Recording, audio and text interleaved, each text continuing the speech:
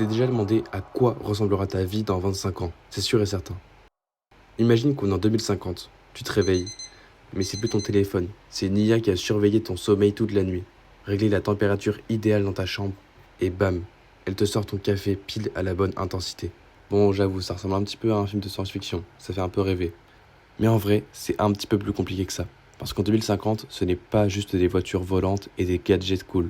C'est aussi une planète qui change, des sociétés qui s'adaptent et des choix qui vont tout bouleverser. Alors, à quoi ressemblera vraiment notre monde dans 25 ans? Tu veux savoir? Alors accroche-toi, parce que je te préviens, il y aura des trucs qui font rêver, mais aussi d'autres qui font carrément flipper. En premier, le climat. On commence par le truc qui va tout conditionner. Parce qu'en 2050, la température moyenne aura pris entre 3 et 4 degrés. Et tu te dis, bon, 3 degrés c'est quoi? Eh ben 3 degrés, ça suffit littéralement pour transformer des régions entières en four à pizza. Imagine des villes comme Dubaï, Delhi ou certaines zones d'Afrique où il sera littéralement impossible de sortir en plein été sans risquer un coup de chaleur mortel. Tu devras même sortir avec une combinaison refroidissante. Ensuite, les océans, ils vont gonfler, doucement mais sûrement. Miami, Jakarta, des villes entières sous l'eau. Peut-être même une partie de la Camargue ou des Pays-Bas engloutis. Et ça ne s'arrête pas là. Plus chaud égale plus de tempêtes, incendies, sécheresses, des récoltes foutues, des pénuries, des migrations massives, des millions de gens qui devront quitter leur maison. On appelle ça les réfugiés climatiques.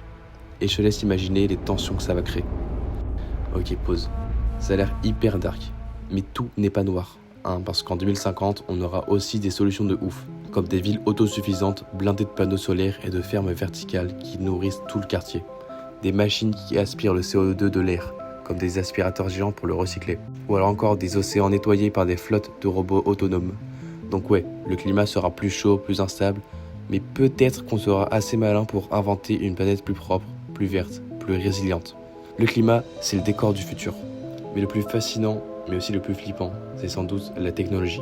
Parce qu'en 2050, l'IA sera littéralement partout, plus qu'aujourd'hui. Elle sera ton médecin, ton chauffeur, ton prof, ton conseiller sentimental si t'en as besoin. Bref, une sorte de super coloc qui gère tout. Les voitures, elles se conduiront plus. Tout sera intégré en réalité augmentée, directement dans les lunettes, les lentilles, voire même dans ton cerveau. Et ça, c'est encore la partie la plus soft, parce qu'on aura aussi des organes imprimés en 3D pour remplacer ceux qui lâchent, des thérapies géniques pour ralentir le vieillissement, voire le stopper, et même la possibilité de designer tes enfants.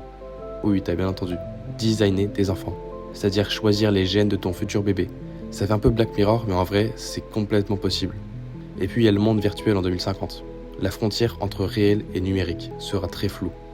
Tu pourras bosser, voyager, rencontrer des gens dans un monde virtuel ultra réaliste, sans bouger de chez toi. Un peu comme le métaverse, mais en version 1000 fois plus immersif. Ça a l'air cool, mais il y a un hic. Plus la tech avance, plus elle remplace les humains. C'est simple, la moitié des métiers actuels n'existeront même plus. Chauffeur, caissier, mais aussi des jobs plus qualifiés. Tu crois que ton avocat est irremplaçable? Spoiler, une IA fera mieux. Alors la question, on fait quoi nous, les humains? On arrête de bosser? On vit avec un revenu universel?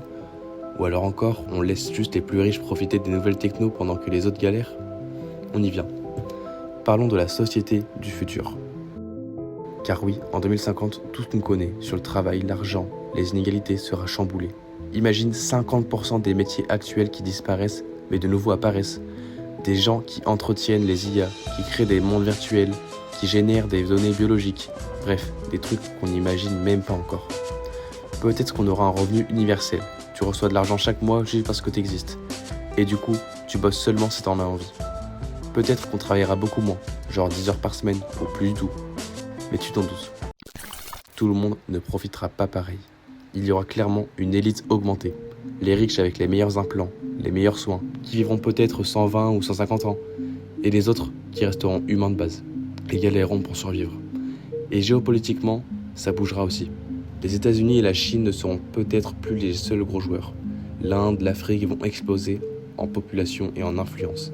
Et surtout, les méga-corporations pourraient être encore plus puissantes que des pays, genre Google plus forte que la France. Ça paraît fou? On n'en est pas si loin en fait. Donc ouais, en 2050, la société sera plus connectée, plus rapide, plus automatisée. Mais est-ce qu'elle sera plus juste? Ça c'est pas sûr. Et tout ça, ça change pas juste nos villes ou nos jobs, sachant ce qu'on est nous en tant qu'être humain. Alors en 2050, on ne sera peut-être plus vraiment les mêmes. Le transhumanisme, tu en as déjà entendu parler? Des implants pour améliorer ta mémoire, des prothèses bioniques plus puissantes que tes muscles, un cerveau connecté directement à Internet. En gros, tu pourras devenir une version un peu améliorée de toi-même. Et si on va encore plus loin, certains voudront carrément quitter la Terre. Mars, des stations spatiales, une nouvelle humanité ailleurs. Mais soyons honnêtes, ce sera réservé à une poignée de gens ultra privilégiés. Ce qui nous laisse avec une vraie question. Jusqu'où on reste humain? Est-ce qu'un humain avec un cerveau augmenté, des organes artificiels et une longévité doublée est encore un humain ou une autre espèce? Et surtout, est-ce qu'on aura encore le choix de rester naturel? Alors 2050, c'est quoi finalement? Un monde plus chaud, mais peut-être plus propre. Une techno qui peut nous libérer ou nous remplacer. Une humanité plus puissante, mais peut-être moins humaine. En fait, le futur n'est pas écrit. Il peut être une utopie incroyable ou une dystopie totale, où elle nous contrôle, nous divise, nous dépasse. Et la vérité, c'est que le futur n'est pas une prédiction, c'est un choix.